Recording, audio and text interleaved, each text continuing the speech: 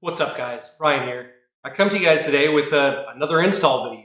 I've really been looking forward to this video.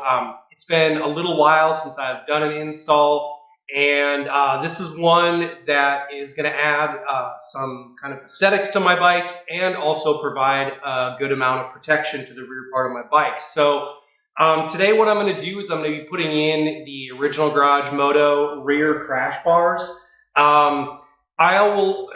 We'll go and take a look at these bars actually before I put them on. The reason why I picked these bars is they're a little bit unique from some of the other brands that are out there. First of all, I don't have to do any cutting to any of the parts that are on my bike to install these. These actually come with the crash bar that goes on the saddlebag, or that goes on the side of the saddlebag, and the part that goes, the bar that goes underneath the saddlebag rests on.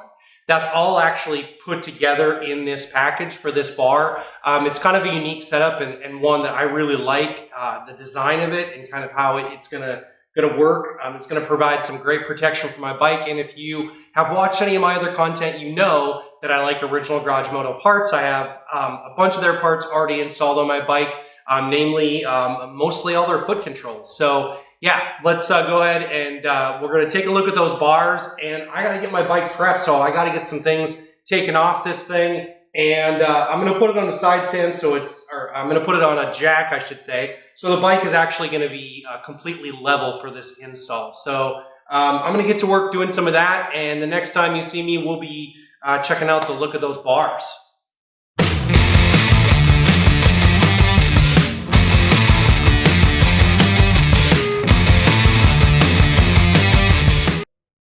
All right, so here is the crash bar in its entirety. I'll kind of move it around here a little bit so you can kind of get an idea of what this thing looks like, okay? So this includes the crash bar that is in front of the saddlebags, and then the saddlebag brace that goes underneath. So other versions of these crash bars require you to cut the stock bar that you have on your bike, and it kind of slides into there. This is not designed that way. This comes as an all-in-one piece. So really cool setup. I really like the design of this. It's obviously a very thick, sturdy, heavy piece. I'm super impressed with it. The packaging was second to none. I mean, everything was packaged extraordinarily well in terms of, you know, these being safe and shipping and everything like that. So I was super impressed. So one of the things that this also comes with is it comes with the frame sliders. So these are right here. Obviously these bolts come out here, and the frame sliders go on the ends of both of those, and the bolts go in between there. You do need to keep, per the instructions, the original hardware. Most of the original hardware is going to be reused, but essentially that's what that crash bar looks like. I mean, that's a pretty sturdy thing, and if this doesn't protect your bike, if it tips over, you're probably in bad shape. So the only thing that I would want to note is, from what I can tell so far, and I could be wrong, but I'm just at first glance, there is no pre-drilled hole in the bottom of here, so I don't know if that's a mistake or not. I know that obviously with the style, the performance bagger kind of look, most people have shorter pipes on there, and so you're not needing that hole pre-drilled for the exhaust to connect at the end there. I do still have dual exhaust on my bike, and I still intend on running the dual exhaust on my bike, so that may be something that I'm going to have to take care of in this install process, is to drill a hole for the exhaust to connect to. But that remains to be seen. I have to check and see how everything goes together first, and then I will let you know as we go along. So I guess the next step is I'm going to get the bike kind of prepped and ready to go, and we'll start the install. So yeah, let's get to that. Okay, so it doesn't say this in the install instructions, but one of the things that I did was, because I'm using because I still have two exhausts coming out of the back, I did install the rubber grommet from my old bag guards into the bottom of this bag guard here, so that my exhaust bracket can still slide into there.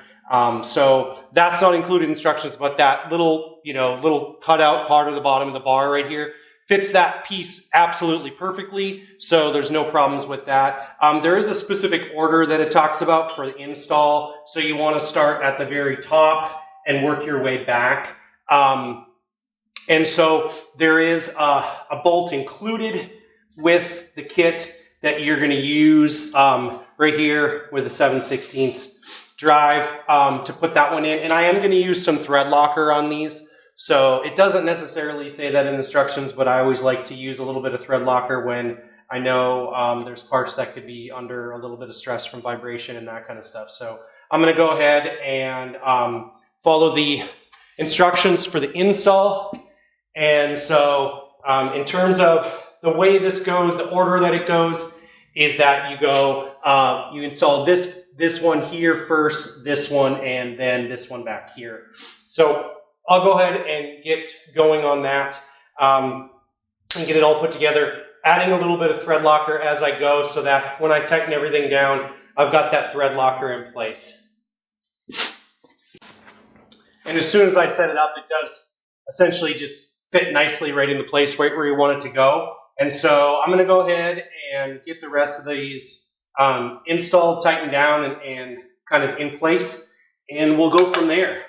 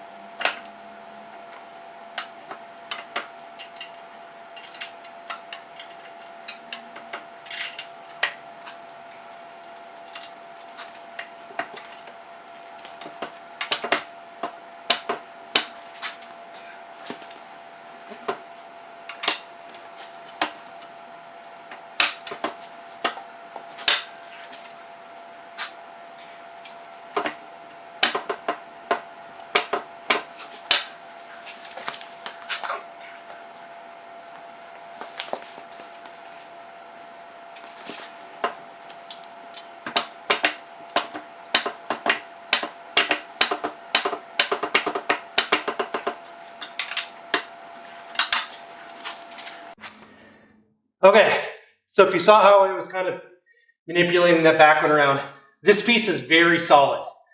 And so the reason why you have to put it in the order you have to put it in is this back piece on this side is going to take a little bit of manipulation to get it to line up exactly. All the holes line up, that's not a problem. It's just that this is all one solid piece. And so to line up all three holes, you kind of have to finesse that part a little bit. So I did get it. It's not impossible, but it is a little challenging.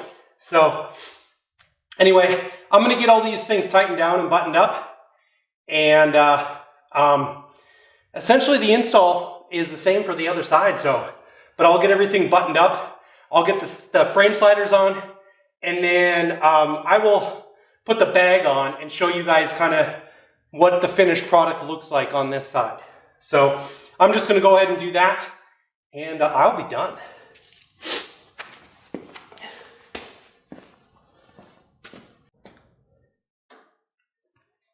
They do provide torque specs saying that the torque values of everything is 30 foot-pounds. I'm going to use, obviously, some blue Loctite on these, and then I'll get them all squared away.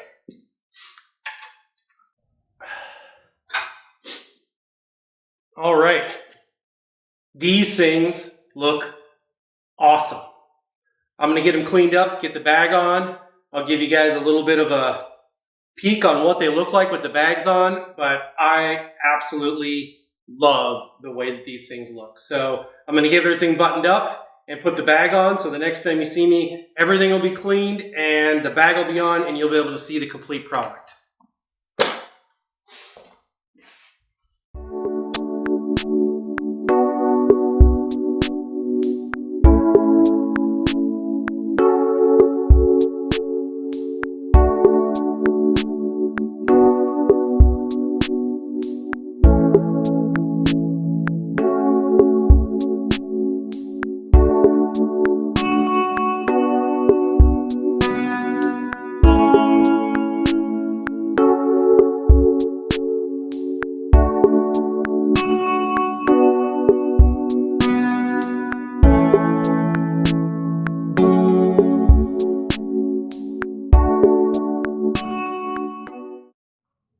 Well, there you go.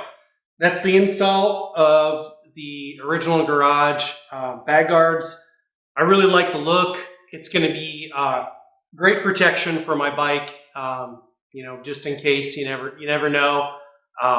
Again, the parts that Original Garage makes are always of the highest quality. I've been super impressed with all of them that I have bought from them, and these are no exception.